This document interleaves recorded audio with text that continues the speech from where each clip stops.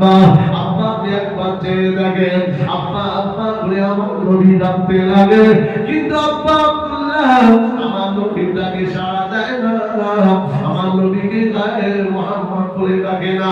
মনটা খারাপ হয়ে গেল, সন্ধ্যা নেমে গেল, উম্মে আয়মান এসে ডাকলো, ও বাবা মুহাম্মদ, রাতে ডাকতে বাবা, উঠে পড়ো বাবা, তাড়াতাড়ি চলো, বাড়িতে যেতে হবে, চতুর্দিকে মরুভূমি আর জঙ্গল।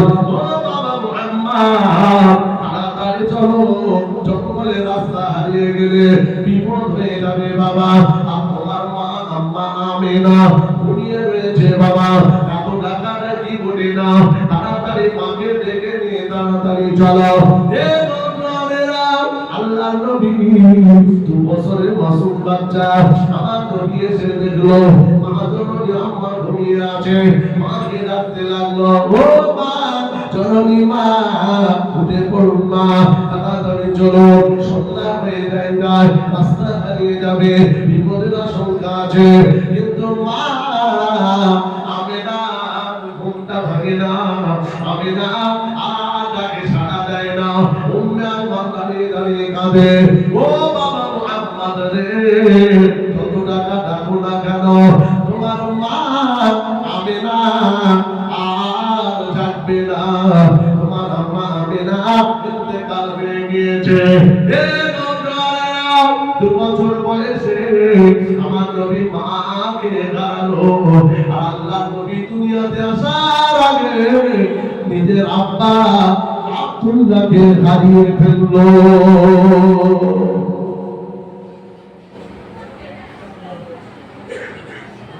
আল্লাহ রাসূল এতিম এসির হয়ে গেলেন। এই মাসে সালামের দায়িত্ব আল্লাহ নবী ছেলে উম্মে আয়মান সাথে করে নিয়ে মাকে নিয়ে বাড়িতে চলে গেল।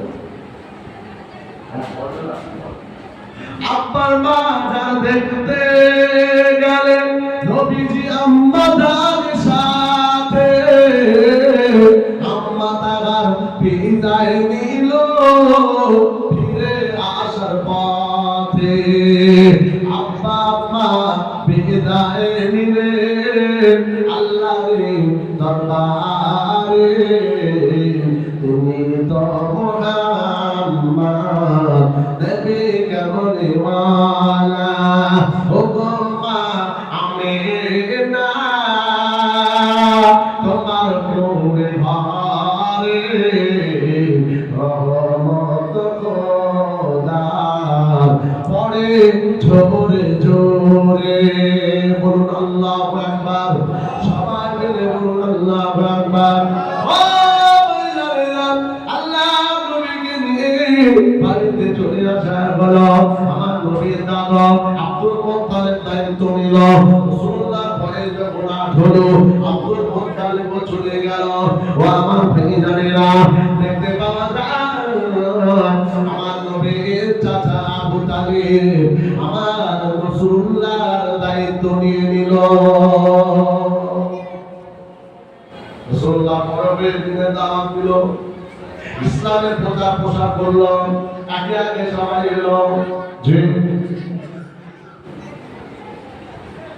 8 তারিখে আল্লাহ নবীর কাছে খবর, ইয়া রাসূলুল্লাহ ইয়া হাবিবাল্লাহ, আপনার চাচা আবু তালিব অবস্থা ভালো নয়, মরণাপন্ন। ইয়া রাসূলুল্লাহ হাবিবাল্লাহ বিছানায় জর্জরিত হয়ে পড়ে আছে।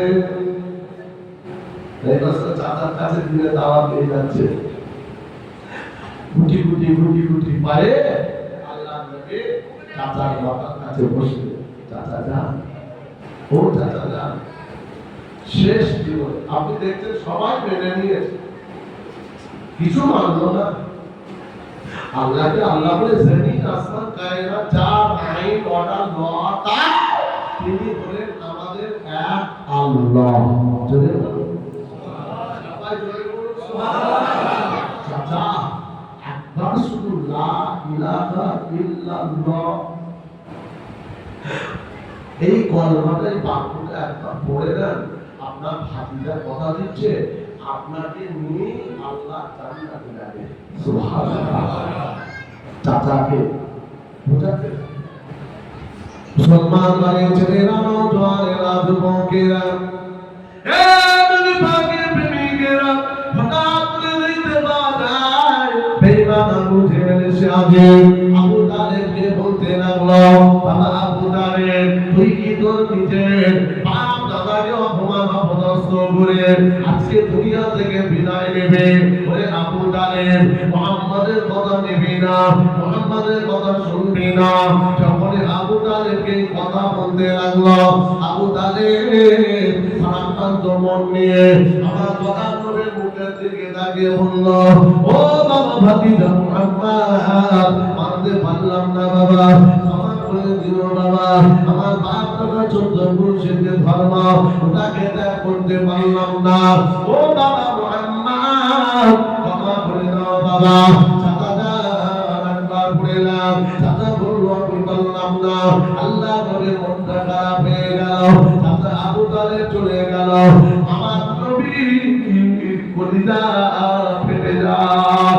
আল্লাহ, আমি আমার চাচাকে চেষ্টা করেছি, চাচার কাছে গিয়েছে, বারে বারে বুঝিয়েছে, ও রব্বুল আলামিন, আল্লাহ আমার চাচা আমাকে নবী বলল না, আপনাকে আল্লাহ বলল না।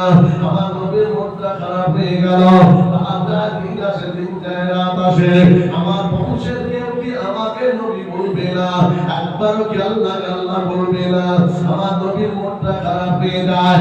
বেশ কিছুদিন যাওয়ার পরে দেখতে পাওয়া যায় আমার নবীর চাচা আবু তালেবের একটা ছেলে নাম তার আকিল। আমার নবী সিদ্ধান্ত নিল, আমি তাকে নিয়ে মাঠে বেড়াতে যাব, আল্লাহ হুকুমের মধ্যে যাব, তাকে কলমা পড়তে আমি বলবো না। সে যদি আমার মধ্যে নিদর্শন দেখে, সে যদি আশ্চর্য ঘটনা দেখে, একবার আমাকে নবী আল্লাহকে আল্লাহ বলে মেনে নেয়, আমি রাসূলুল্লাহর কলিজা ঠান্ডা হয়ে যাবে। আল্লাহ নবী তাই চুপি চুপি কাউকে না বলে নবী আমার আর তারিখে চাচা দরজায় গেল। চাচিদা দরজা খোলে, চাচিদা মুহাম্মদ এসেছে, কি ব্যাপার? ও চাচিদা দরজাটা খোলো, দরজাটা খোলা হলো। আল্লাহ নবী বুঝাতে লাগলো, ও চাচিদা, একবার আপনি কি আপনার পরিচয় করো, আমার ভাই আকিলকে আমার সঙ্গে দেবেন, চতুর্দিকে আমার দুশমন, আমি একটু বেড়াতে যেতে চাই।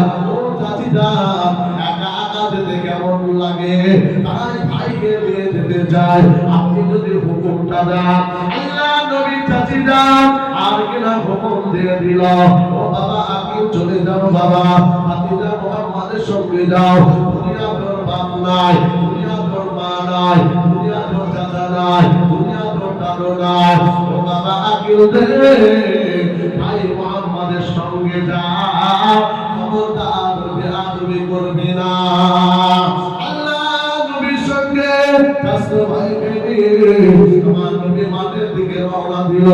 এই না যেতে যেতে যেতে যেতে হঠাৎ করে দেখতে পাওয়া গেল আল্লাহ নবী বললেন, ভাই আগে এখানে তুমি একটু দাঁড়াও, আমার একটু কাছে আসাদের প্রয়োজন আছে, আমি আমার একটু স্টেঞ্জার প্রয়োজন।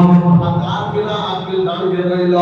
আমার নবী পায়ের কদমে গিয়ে কথা কথা জঙ্গল গাছের কাছে গিয়ে আল্লাহ নবী তার দিকে তাকিয়ে বলল, ওরে আল্লাহর মাখলুক, আমি কোন নবী, কোন মানবের নবী, আমাকে না বানালে আল্লাহ করে বানাতো না, আমার ওসিলায় কায়নাত বানিয়েছে।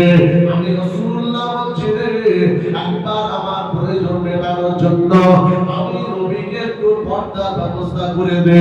আল্লাহ নবীর কাছের দিকে কথাটা ধরো করল, কথা কথা জঙ্গলের ঘাসগুলো দৌড়ে দৌড়ে আমার নবীর দিকে এগিয়ে এলো। চতুর্দিক থেকে এসে আমার নবীকে গোল করে ঘিরে পর্দার ব্যবস্থা করে দিল। আর একটু জোরে বলুন,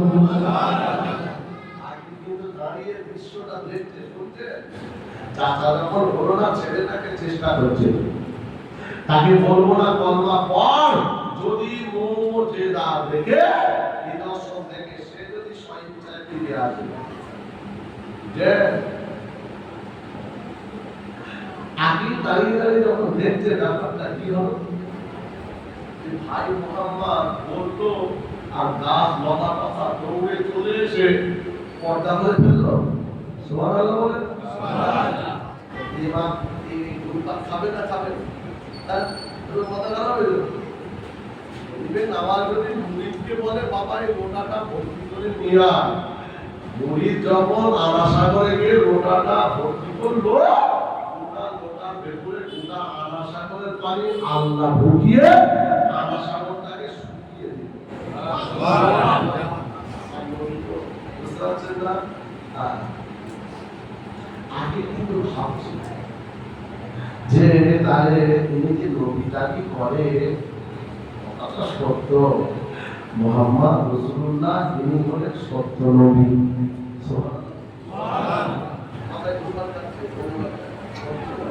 তাহলে কি করে সম্ভব?